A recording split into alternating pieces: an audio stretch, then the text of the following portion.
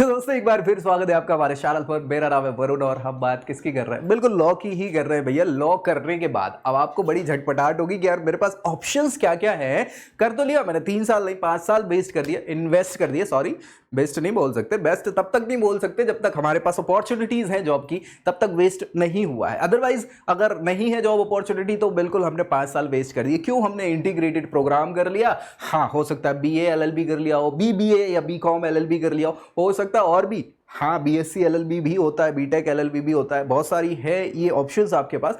लेकिन आप क्या करना चाहते हैं वो ठीक है। हमने फाइनली एलएलबी कर लिया, मतलब हमने बैचलर ऑफ लॉ कंप्लीट कर लिया है। अब कंप्लीट करने के बाद क्या क्या ऑप्शंस हैं हमारे पास, क्या क्या जॉब प्रोफाइल्स हमें मिल सकती हैं, क्या क्या ऑप्शंस प्लेसमेंट के हो सकते हैं। देखो, एक ऑप्शन तो है मेरे पास कि मैं लॉ फर्म्स में जा सकता हूं। जा जरूर सकते हो, लेकिन लॉ फर्म्स आपको लेंगे तब तो, है ना।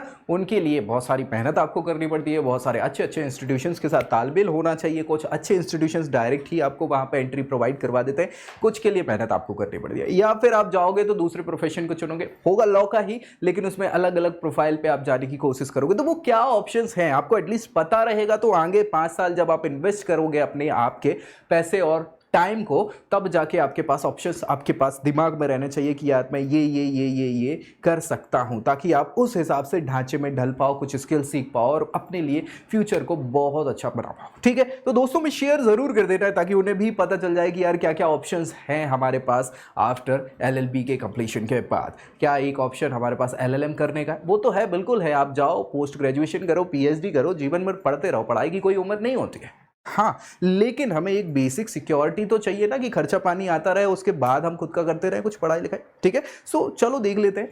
और दूसरी एक और चीज, आपके पास एक नीचे आपको डिस्क्रिप्शन बॉक्स में प्रोफाइल एनालिसिस फॉर्म भी मिल जाएगा, जिसमें आपकी प्रोफाइल पे क्या बेस्ट हो सकता है आपके लिए। हाँ, चाहे वो कॉलेज हो, करियर हो या फिर कोर्सेज से रिलेटेड कोई जानकारी हो, वो हम बताएंगे क्या बेस्ट होगा या हमारी टीम आपको गाइड कर देगी। ठीक है, सो उसको फिल करना बिल्कुल नहीं भूलना है आपको। यहाँ सबसे पहले सैलरी का एक फैक्टर होता है, और कोई भी व्यक्ति हो यार, देखो हम लॉ कर रहे हैं, कोई छोटा मोटा कोर्स नहीं है यार, है ना। हम बीए, बीएससी, बीकॉम नहीं कर रहे हैं ना, बीबीए कर रहे हैं, हम इसके साथ लॉ कर रहे हैं। याद रखिए, प्रोफेशनल डिग्री और प्रोफेशनल डिग्री के साथ समस्या क्या होती है कि यहाँ पे फी स्ट्रक्चर थोड़ा सा हाई हो जाता है। जब प्रोफेशनली जुड़ जाता है ना सब, तो एक फी स्ट्रक्चर में थोड़ा सा अपने आप बढ़ोतरी हो जाती है। और जब हम ये कोर्सेज कंडक्ट करते हैं, अब चूंकि आप क्या करेंगे, या तो पहले बीए, बीकॉम, बीबीए ये करेंगे, फिर उसके बाद एलएलबी करेंगे, तो 6 साल जाएंगे आपके, हो सकते 5 साल जाए। इसीलिए लोग इंटीग्रेटेड कोर्स कर लेते 5 साल का, यानी 5 साल के आपको खर्चा होने वाला है एलएलबी की डिग्री लेने के लिए। अब 5 साल के लिए आप क्या करोगे,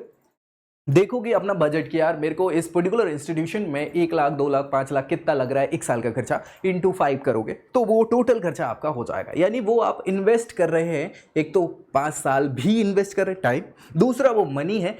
वैसे तो टाइम इज मनी ऑल्सो ना, लेकिन उसके बाद हम पैसा भी तो इन्वेस्ट कर रहे हैं। इनके बाद हमको क्या मिलने वाला है 5 साल के बाद, और ये हमारा रिटर्न है। इन्वेस्टमेंट को हम रिटर्न देख रहे हैं कि या आरओआई बोलते हैं उसको, रिटर्न ऑन इन्वेस्टमेंट, है ना। हमारा आरओआई हमें दिला पा रहा है इंस्टीट्यूशन या नहीं दिला पा रहा है। अब कैसे पता चलेगा? हमने खर्च किया 10 लाख और हमको मिल क्या रहा है, मिल रहा है 2 लाख, तो क्या ही मतलब है भाई, मतलब है क्या? हाँ भाई, ऑब्वियस सी बात है, हम घर से खर्चा मंगाएंगे फिर भी हमारा काम नहीं हो पाएगा। तो ये सारी चीजें देखनी है। तो एक बहुत बड़ा एक बोल सकते हैं सिनेरियो या फिर एक पैरामीटर्स जिसको हम बोल सकते हैं, वो है हमारे सैलरी का इशू, कि आखिर 5 साल बाद हमको कितना पैसा मिलेगा, और इतने पैसे में इतना ही मिलेगा।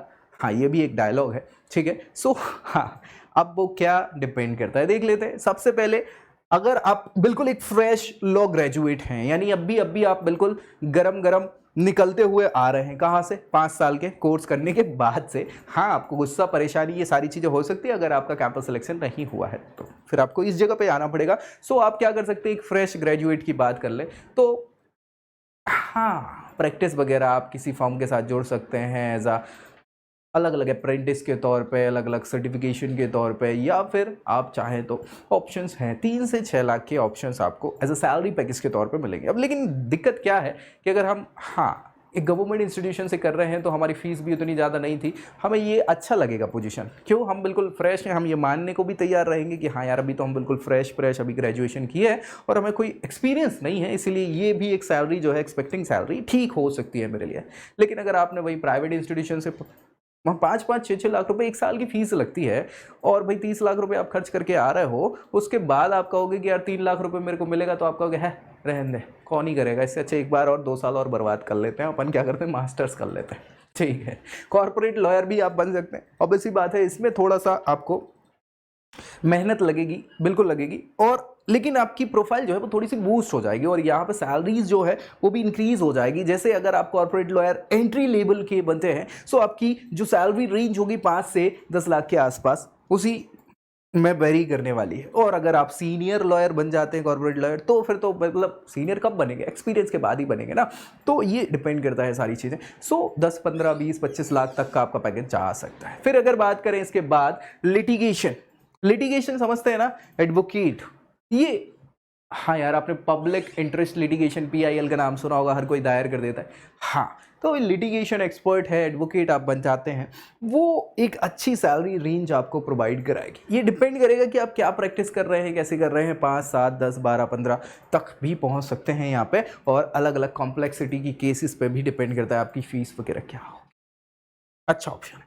फिर अगर आप चले जाएं यहाँ पे जुडिशियल सर्विसेज में, इसके लिए मेहनत लगेगी, क्योंकि डिग्री तो है आपके पास, अब आपको एग्जाम्स जो है वो, हाँ एंट्रेंस एग्जाम जो आपने डिग्री के लिए पहले दिया था, वैसे ही अब इसके बाद आपको जुडिशियल सर्विसेज पे जाने के लिए एंट्रेंस एग्जामिनेशन क्वालिफाई करना है, और बस फिर अब गवर्नमेंट लॉ प्रोफेशनल बन जाएंगे। और ये जुडिशियल सर्विसेज में डिपेंड करता है आपकी क्या कैसी सैलरी होगी, 7 से 15 लाख एंट्री लेवल सैलरी, फिर एक्सपीरियंस के साथ साथ साथ पोस्ट आपकी बढ़ती चली जाती है। हाँ भाई, ऑब्वियस सी बात है, लीगल एडवाइजर कंसल्टेंट, ये एक अच्छा प्रोफेशन है। इसमें बस ये है कि देखो यार, आपका नाम शुमार होना चाहिए, फिर पैसे की कोई कमी नहीं है, और नाम शुमार करने के लिए धीरे धीरे टाइम लगता है। अच्छी बात यही है, क्योंकि समय के साथ ही काम होता है। आप चाहें कि तुरंत में कुछ हो जाए तो ऐसा नहीं होता है, और वहाँ धीरे धीरे ये 4 to 12 लाख इसीलिए लिखा है कि स्टार्टिंग रेंज आपकी ऐसी रहेगी कि शुरुआत में कम आपकी पहचान होगी, फिर जैसे जैसे केसेस के साथ आप कंसल्ट करते रहेंगे लोगों को, फिर धीरे धीरे 1 से 2, 2 से 4 ये आपका नेटवर्क तगड़ा होता चला जाएगा, और आपके प्रोफेशन में, आपके फीस स्ट्रक्चर में, आपकी हर चीज़ में ग्रोथ होती दिख जाएगी आपको।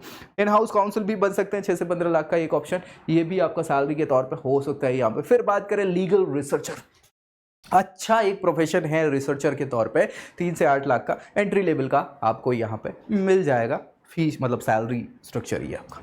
लीगल प्रोसेस आउट सोर्सिंग की बात कर सकते हैं, प्रोसेसिंग की बात कर सकते हैं, यहाँ पे 3 से 10 लाख तक के आपके ये सैलरी के पैकेजेस हो सकते हैं, ये एंट्री लेवल के हैं, लेकिन एक्सपीरियंस के साथ साथ ये चीज़ें बढ़ती हुई दिखेंगी, आपको याद रखिएगा।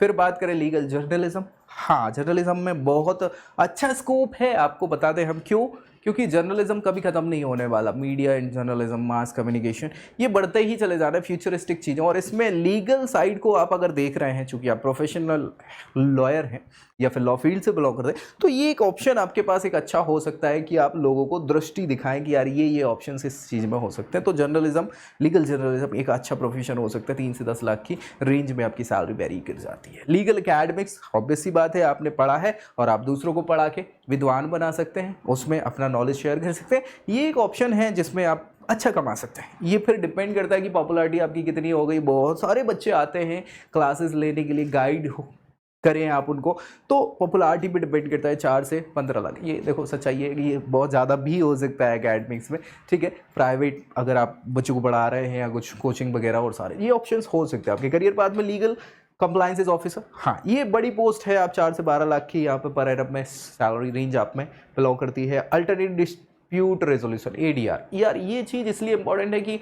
हर दूसरा, तीसरा, पांचवा कंपनी यहाँ क्या है, हाँ डिस्प्यूट्स के साथ गुजर रहा है, और उसके रेजोल्यूशन के लिए ये प्रैक्टिशनर जो है प्रोफेशन, अच्छा प्रोफेशन है। 5 से 15 लाख तक का आपको सैलरी पैकेजेस यहाँ पे मिल सकते हैं। लीगल एंटरप्रेन्योरशिप, ये आपका खुद का बिजनेस चलाना है, जी हाँ, और ये बेस्ड किस पे है, आपके बिजनेस पे बेस्ड करता है, कितना क्या आपका अमाउंट है और क्या कैसी चीज़ है, उसके ऊपर फिर आपके यहाँ सैलरी वगैरह पैकेज जो है आपके डिपेंड करने वाले। तो ये मुझे लगता है सारी की सारी चीज़ें हैं जो कि आपको मिलेंगी कहाँ, हाँ इस लॉ फील्ड में 5 साल को इन्वेस्ट करने के बाद ये आपके करियर के ऑप्शंस हो सकते हैं, जॉब प्रोफाइल्स हो सकती हैं, और इनकी सैलरीज रिस्पेक्टिव ये रेंज हमने बताई है, ये डिपेंड करती है अलग अलग जगहों पे क्या कैसी हो सकती है। और बाकी आपको नीचे प्रोफाइल एनालिसिस फॉर्म मिल जाएगा डिस्क्रिप्शन बॉक्स में, जिसके बेसिस पे आप पूरी जानकारी पर्टिकुलर कोर्स, कॉलेज या करियर से जुड़ी ले सकते हैं। तो मिलेंगे अगली वीडियो में अगली जानकारी के साथ, तब तक के लिए I hope you like this video. For more such videos, keep watching our channel. And do not forget to like, share